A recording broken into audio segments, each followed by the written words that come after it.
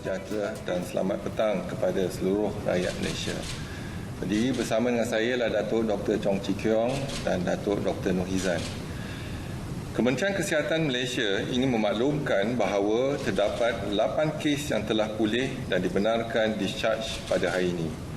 Jumlah kumulatif kes yang telah pulih sepenuhnya daripada jangkitan COVID-19 dan telah discharge pada ward adalah sebanyak 8,574 kes, iaitu bersamaan dengan 97% daripada jumlah keseluruhan kes. Sehingga 23 Julai 2020 jam 12 tengah hari, terdapat 9 kes baru yang telah dilaporkan. Ini menjadikan jumlah kes positif COVID-19 di Malaysia adalah sebanyak 8,840 kes. Oleh itu, jumlah kes aktif dengan kebolehjangkitan COVID-19 adalah 143 kes dan mereka telah diasingkan dan diberi rawatan di hospital.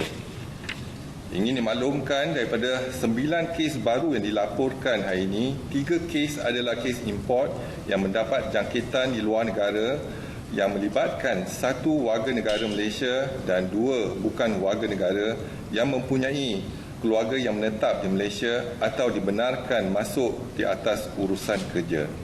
3 kes import tersebut adalah dari negara Singapura 1 kes, India 1 kes dan Filipina 1 kes. Daripada 6 kes penularan di dalam negara, 4 kes adalah di kalangan warga negara Malaysia, manakala 2 kes adalah di kalangan bukan warga negara. Kes jangkitan dalam negara di kalangan bukan warga negara adalah seperti berikut. Di Sabah, 1 kes saringan sebelum dibebaskan dari penjara, dan di Kelantan 1 kes saringan tahanan di penjara sebelum dipindahkan ke depo tahanan imigresen di Tanah Merah, Kelantan.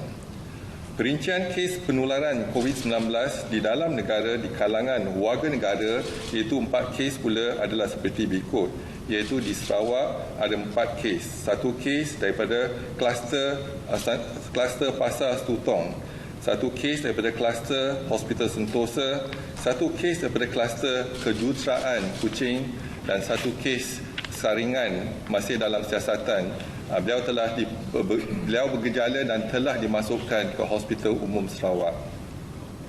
Sehingga kini hanya 5 kes positif COVID-19 yang sedang dirawat di unit rawatan rapi dan 2 kes memerlukan bantuan pernafasan, iaitu ada pertambahan 1 kes yang memerlukan bantuan pernafasan pada hari ini. Adalah dimaklumkan bahawa tiada pertambahan kes kematian berkaitan COVID-19 dilaporkan pada hari ini. Justru jumlah kumulatif kes kematian COVID-19 di Malaysia adalah kekal sebanyak 123 kes bersamaan dengan 1.39% daripada jumlah keseluruhan kes. Ingin dimaklumkan Kementerian Kesihatan sememangnya menyambut baik keputusan mesyuarat khas Menteri-Menteri mengenai pelaksanaan Perintah Kawalan Pergerakan pada hari ini yang telah diumumkan oleh Yang Berhormat Menteri Kanan Kluster Keselamatan sebentar tadi, iaitu mewajibkan pemakaian alat pelitup muka face mask di dalam pengangkutan awam dan tempat-tempat awam yang sesak mulai 1 Ogos 2020. Individu yang didapati melanggar perintah ini boleh dikenakan denda mengikut peraturan dan Akta 342. Untuk pelitup muka separuh ataupun face mask bukan perubatan, Pertubuhan Kesihatan Sedunia mengesyorkan jenis fabrik ataupun kain dengan 3 lapisan yang terdiri daripada yang pertama, lapisan paling dalam yang bersifat menyerap air iaitu hidrofilik. Misalnya penggunaan kapas ataupun campuran kapas. Lapisan paling luar yang diperbuat daripada bahan bersifat menghindar penyerapan air iaitu hidrofobik, misalnya polipropilina ataupun polyester ataupun campurannya. Lapisan ini boleh menghadkan pencemaran daripada luar daripada menembus masuk ke hidung dan muka pemakai. Yang ketiga ialah lapisan tengah, ialah hidrofobik, yang diperbuat daripada bahan bukan tenunan sintetik seperti polipropilena atau lapisan kapas yang boleh meningkatkan penapisan atau menahan titisan cecair.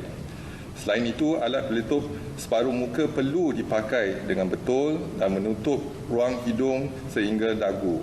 Pemakaian tidak sempurna dengan membiarkan ianya tergantung di leher, di dahi atau menutupi hanya sebahagian dari hidung dan mulut adalah tidak bertepatan dan membawa risiko pencemaran atau jangkitan kepada pemakai. Nasihat Kementerian Kesihatan adalah pakailah face mask dengan kaedah yang betul. Kita boleh mewajibkan diri kita dan keluarga kita memakai face mask sebelum iaitu pelaksanaan 1 Ogos 2020. Malaysia telah mencatatkan kes COVID-19 yang terendah semasa gelombang kedua pandemik COVID-19 hanya 3 minggu yang lepas iaitu pada 1 Julai 2020. Pada hari tersebut, negara telah mencatat hanya 1 kes COVID-19. Kes penularan tempatan pula telah mencapai angka sifar untuk beberapa hari sebelum ini. Namun demikian, sejak kebelakangan ini, kes harian didapati kembali meningkat dan ada kalanya mencapai 2 angka. Sejak 1 Julai 2020, Kementerian Kesihatan telah melaporkan 15 buah kluster baru. Trend kenaikan kes harian dan kewujudan kluster-kluster baru ini besar kemungkinan disebabkan oleh kelekaan dan ketidakpatuhan orang ramai kepada arahan serta nasihat kerajaan dalam menangani wabak ini. Pun begitu, sejak kebelakangan ini tular di media sosial ia gambar beberapa individu yang telah diletakkan di bawah perintah pengawasan dan pemerhatian di rumah iaitu Home Surveillance Order, namun didapati telah berada di tempat awam. Analisa data terkini yang diperolehi melalui aplikasi MySejahtera menunjukkan bahawa daripada 7 Julai 2020 sehingga 20 Julai 2020, 24.8% daripada jumlah individu yang diletakkan di bawah Home Surveillance Order tidak menggunakan fungsi Home Assessment Tool, iaitu fungsi Home Assessment Tool ini merupakan satu ciri bagi individu menjalani penilaian kendiri yang perlu dilakukan setiap hari selama tempoh kuarantin di rumah iaitu 14 hari. Setakat ini bilangan penggembara yang pulang dari luar negara iaitu person under surveillance yang dikehendaki menjalani Home Surveillance Order adalah sebanyak 31,674 orang dan jumlah yang sudah tamat tempoh kuarantin adalah 18,416 orang. Namun daripada jumlah ini 10% didapati tidak menjalani saringan COVID-19 pada hari yang ke-13. Begitu juga dengan pematuhan terhadap prosedur operasi standard yang ditetapkan.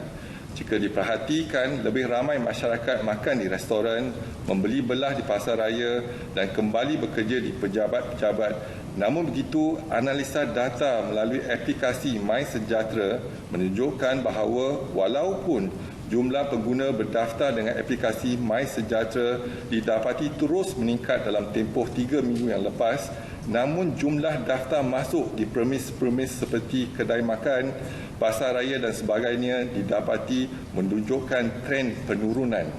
Ini menunjukkan bahawa pematuhan terhadap SOP kian berkurangan. Pemilik premis-premis dan masyarakat umum diingatkan untuk terus mematuhi SOP yang ditetapkan agar kita dapat sama-sama memutuskan rantaian jangkitan COVID-19 di dalam masyarakat. Seperti yang sering disebutkan, masyarakat kini perlu memainkan peranan sosial yang lebih utama dalam memerangi pandemik COVID-19. Patuhilah SOP yang disediakan. Rakyat juga digalakkan untuk terus menjadi mata dan telinga pihak berkuasa dengan melaporkan tindakan yang didapati melanggar SOP kepada pihak berkuasa, misalnya kepada pihak polis di Raja Malaysia untuk tindakan sewajarnya. Kementerian Kesihatan menasihatkan orang ramai agar berwaspada dan terus patuhi saranan dan nasihat-nasihat kesihatan yang sering ditekankan. Jadikanlah nasihat ini satu budaya baru, iaitu elakkan 3S ataupun 3C, elakkan kawasan yang sesak, elakkan kawasan yang sempit dan elak sembang atau bertutur dengan jarak yang dekat. Amalkan 3W, kerap mencuci tangan dengan air dan sabun. Sangat digalakkan memakai alat pelitup separuh muka iaitu face mask di tempat awam atau jika bergejala. Dan amaran daripada Kementerian Kesihatan yang lebih berkonsep peringatan, iaitu elakkan bersalaman dan bersentuhan.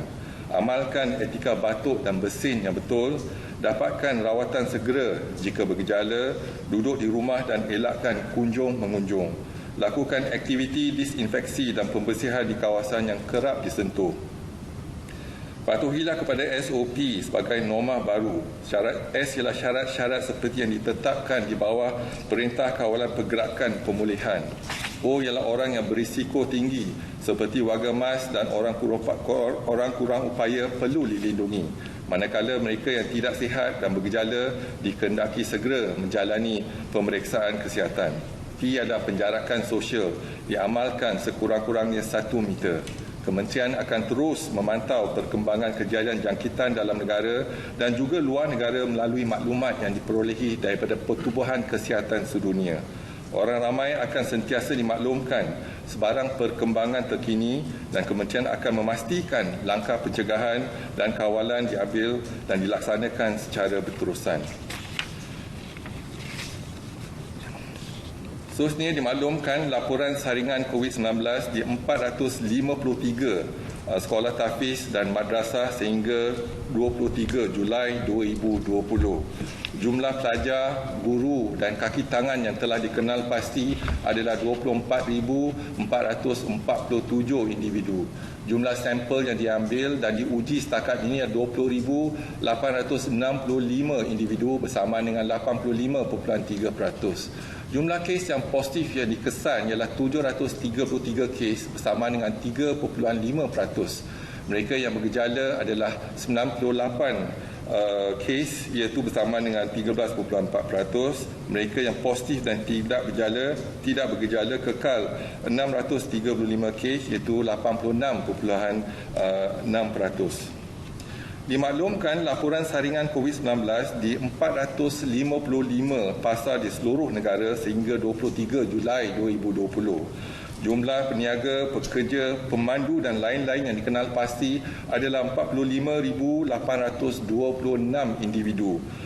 Jumlah sampel yang diambil dan diuji adalah 35,286 individu iaitu bersama dengan 77%. Jumlah kes positif yang dikesan adalah 283 kes bersama dengan 0.8%. Mereka yang bergejala adalah 38 kes iaitu 13.4%. Mereka yang positif dan tidak bergejala adalah 245 kes bersama dengan 86.6%. Dimaklumkan saringan COVID-19 di 432 pusat jagaan warga emas sehingga 23 Julai 2020. Jumlah penghuni, penjaga dan kaki tangan yang telah dikenal pasti adalah 18,268 individu.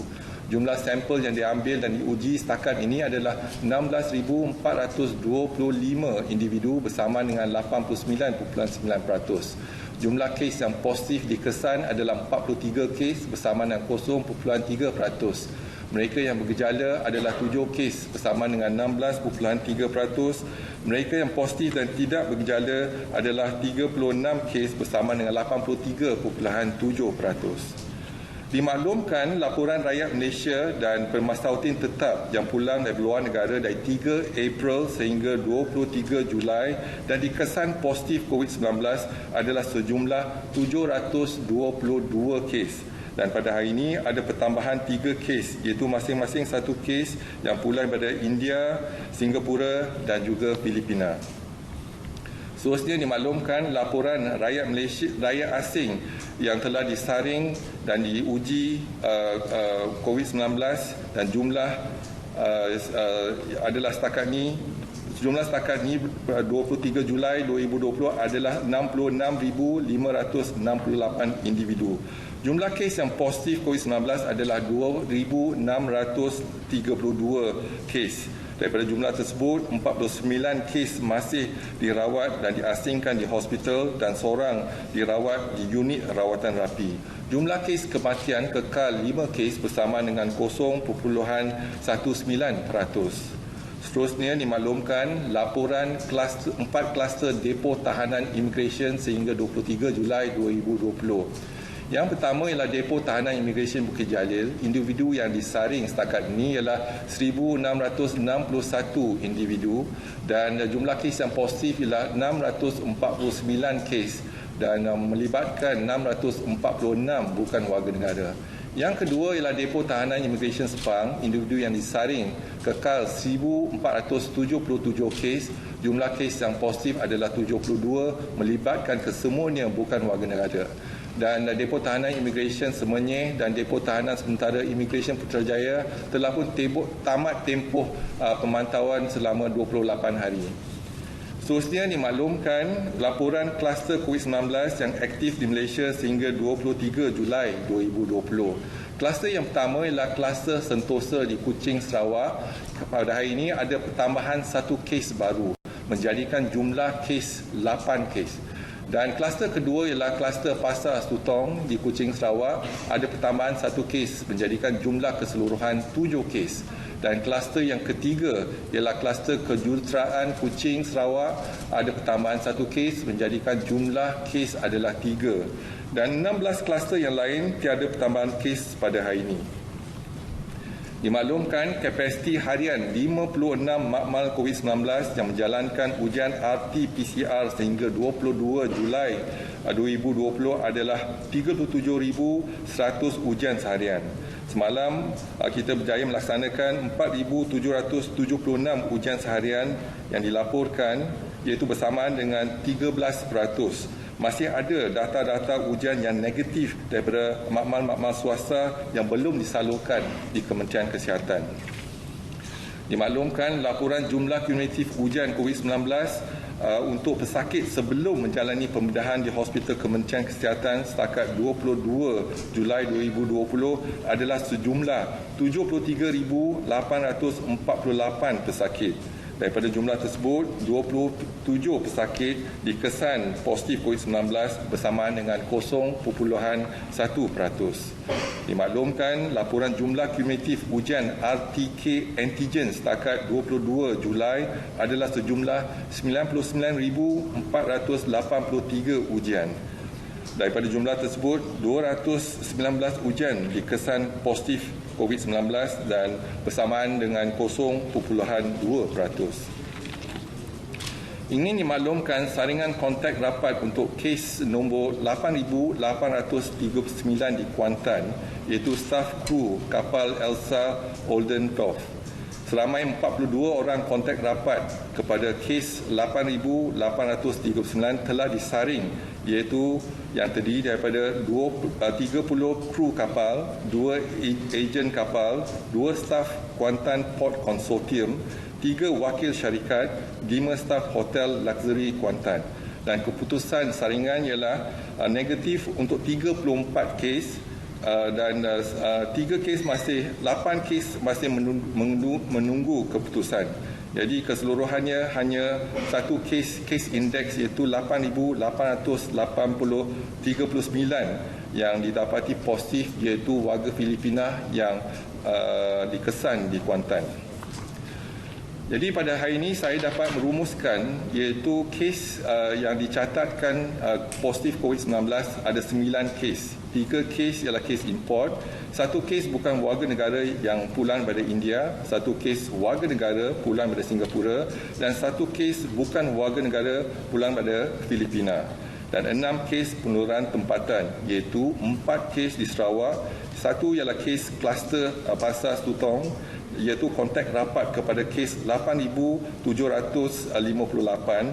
Yang kedua ialah 1 kes kontak rapat pada kluster Sentosa, iaitu kes 8,773 dan yang ketiga adalah satu kes kluster kejuruteraan Kuching iaitu kontak rapat pada kes 8,694 dan satu kes saringan berumur 39 tahun tidak bergejala masih dalam siasatan.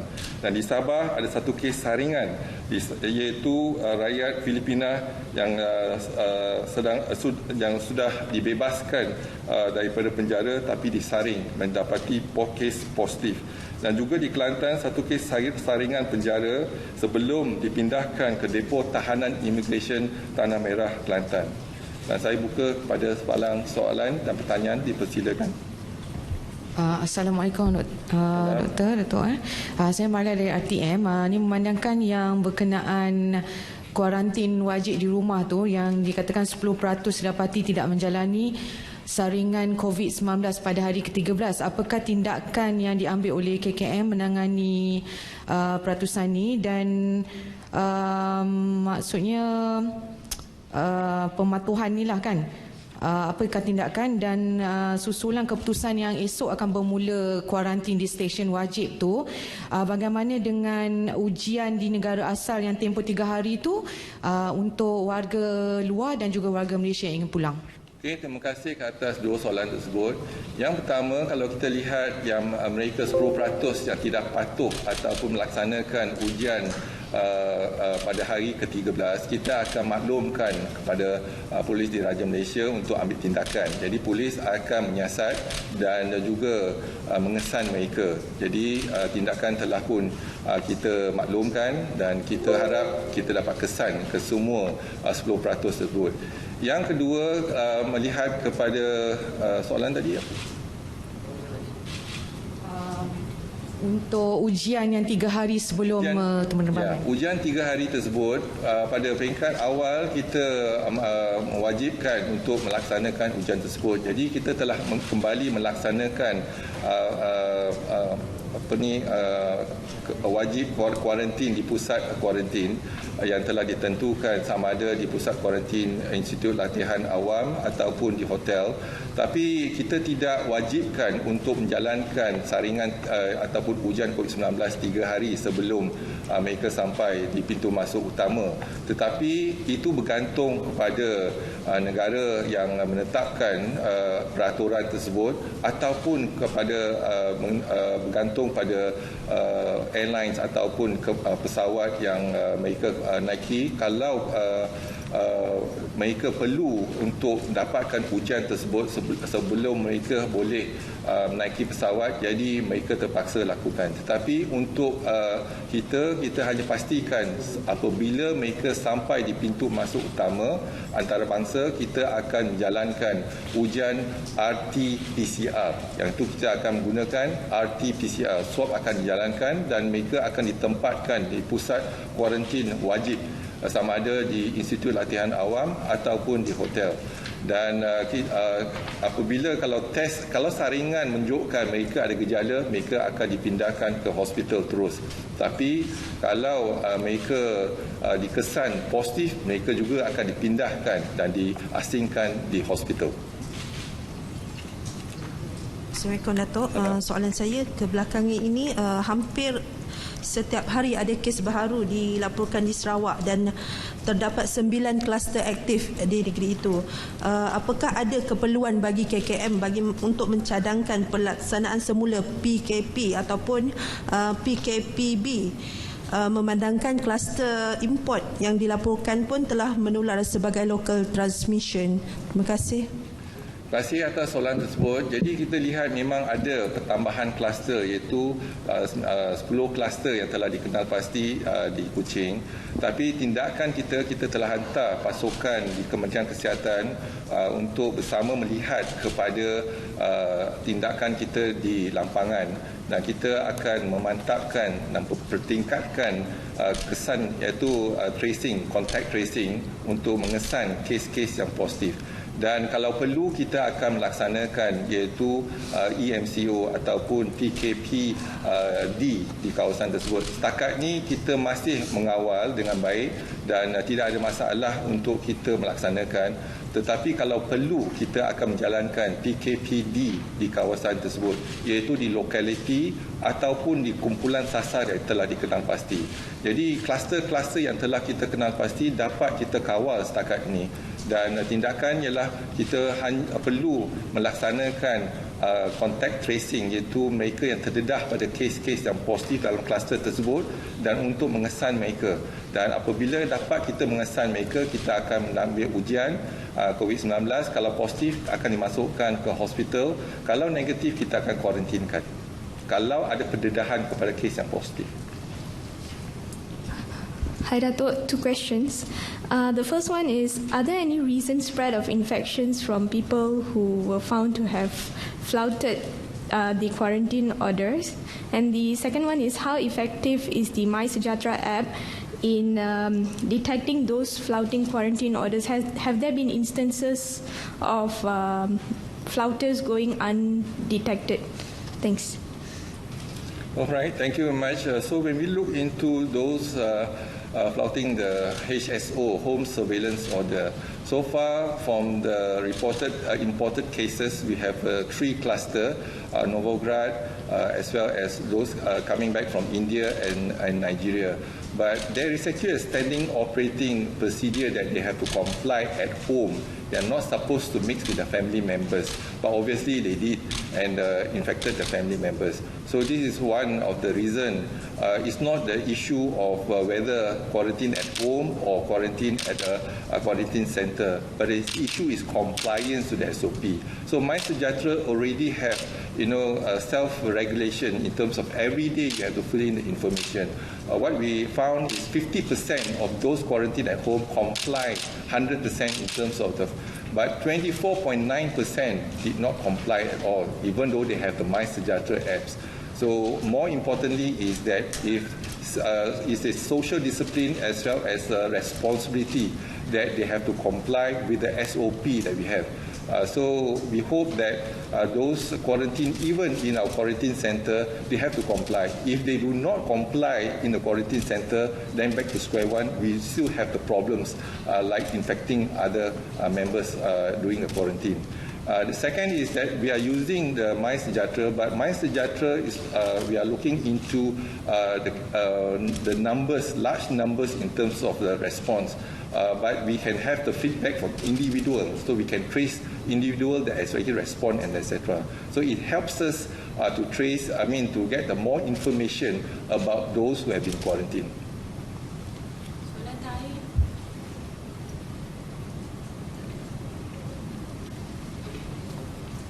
Okay, kalau tak ada soalan lagi, saya sekali lagi ingin mengingatkan rakyat Malaysia untuk patuhi kepada SOP. Walaupun kes-kes kita semakin berkurangan, tetapi apa yang pasti, sebelum kita melaksanakan PKP, R0 kita ialah 3.55, iaitu bermakna seorang akan menjangkiti 3.55 orang. Jadi kalau 10 orang akan mendapat jangkitan 35.5 orang. Jadi apabila kita melaksanakan PKP 1, 2, 3 dan juga kita teruskan PKPB contohnya, kita dapat menurunkan atau mengurangkan R0 daripada 3.55 kepada kurang pada 0.3. Dan ini angka 0.3 bermakna kita dalam fasa recovery ataupun pemulihan. Dan kita lihat tempoh 3 minggu yang lepas sehingga 1 Julai kita dapati kes makin berkurangan, iaitu 1 digit, 1 angka, ataupun kita berjaya mencapai 3 kes sifar pada 3 hari yang berturut-turut. Jadi apa yang penting sekarang ni, apabila kita ada pertambahan kluster dan pertambahan kes, keboleh jangkitan kes kita pada 9 Julai adalah 63 kes. Dan pada hari ini kita ada pertambahan 143 kes keboleh jangkitan. Bermaksud adalah berganda, 63 kes berganda kepada 143. Kalau R0 kita meningkat Jadi kita bimbang kalau R0 semakin meningkat berarti semakin ramai akan dijangkiti. Pada hari ini R0 kita ialah 1.36 dan apa yang membahayakan kita ialah kalau R0 meningkat lebih daripada 1.6 berarti kita akan mendapatkan peningkatan kes secara mendadak dalam tempoh masa terdekat. Jadi saya merayu kepada rakyat Malaysia untuk patuh kepada SOP. Hanya ada 2-3 perkara yang kita perlu laksanakan, iaitu penjarakan selamat sekurang-kurangnya 1 meter. Dan yang kedua, untuk memakai face mask. Dan walaupun penguatkuasaan mengikut akta dan peraturan 342 ia berkuat kuasa 1 Ogos, tetapi kita boleh wajibkan diri kita, keluarga kita untuk memakai face mask. Jadi kalau kita memakai face mask, kita dapat mengurangkan 60% daripada penularan jangkitan COVID-19. Kalau kita mengamalkan penjarakan sosial 1 meter, kita dapat mengurangkan jangkitan COVID-19 65%. Jadi kedua-dua ni penting untuk kita memutuskan rantaian jangkitan COVID-19 dan amalkan kerap membasuh tangan menggunakan sabun dan air ataupun sanitizer. Jadi sama-samalah kita jaga keluarga kita jaga masyarakat dan kita jaga negara kita. Sekian, wabillahi taufik wal hidayah. Assalamualaikum warahmatullahi taala wabarakatuh. Terima kasih.